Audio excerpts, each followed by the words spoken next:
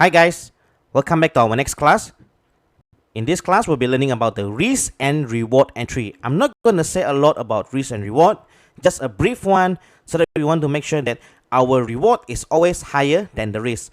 So let's get started.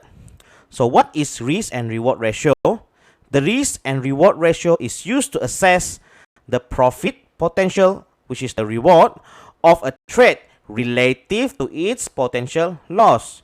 Both the risk and reward of a trade are based on lines that are set by the traders. So the relationship between these two numbers can tell you whether the potential reward outweighs the potential risk or vice versa. This can help you decide whether the trade is good or not. So what it says here is this.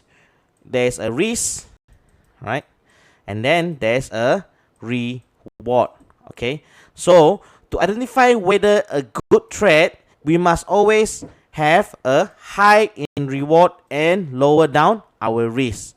So whenever we start trading, before we even entry, we must always calculate the risk first. Okay guys? Risk first we calculate, then we calculate the potential reward, then only we will measure it. So let's have a look at the next chart. So how do we measure risk and reward ratio? There are only 4 steps, so very easy. This is called the triple R. We evaluate the potential price levels for your stop loss. Is always measure your stop loss first. So how much pips is the stop loss? And the profit targets. And how many pips is the profit target? We measure between the distance of your entry and your stop loss.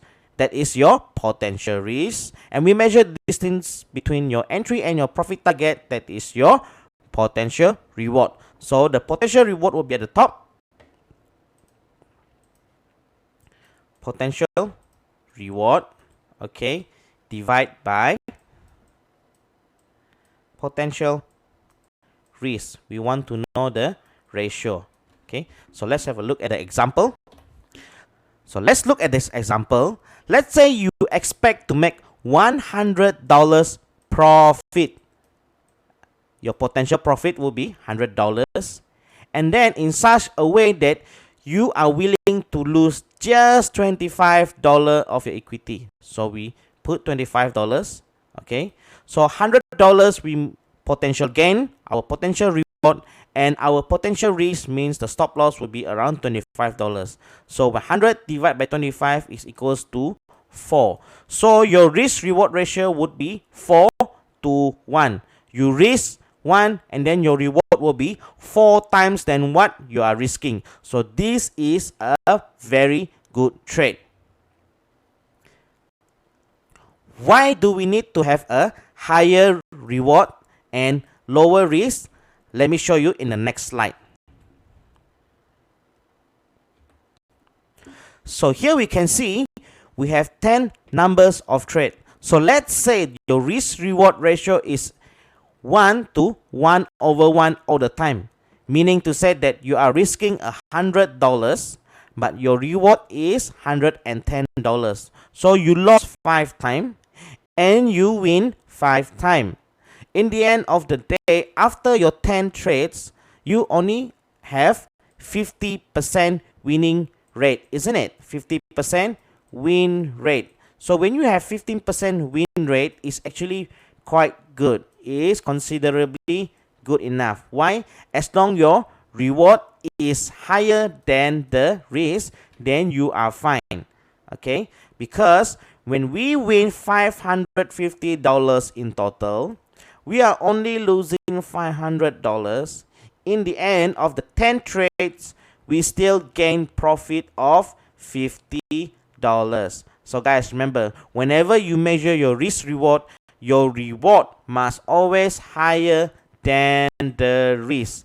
It doesn't matter. You see like this, the reward is only 10% higher than the risk, which is $10 higher than the risk. Doesn't matter. As long it is reward higher, risk lower, you are considerably safe.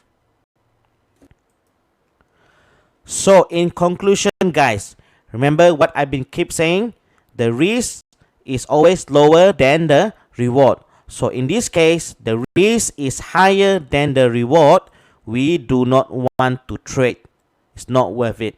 Secondly, if the risk is equals to the reward, I would say I would never take this trade as well.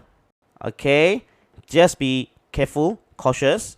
And thirdly, when the risk is much lower and the reward is much heavier, then this is considered a very good trade. So in this risk reward topic, I'm just going to keep it short. Most important, guys, just to tell you that the reward must always higher than the risk. That's it. So I'll see you at the next class.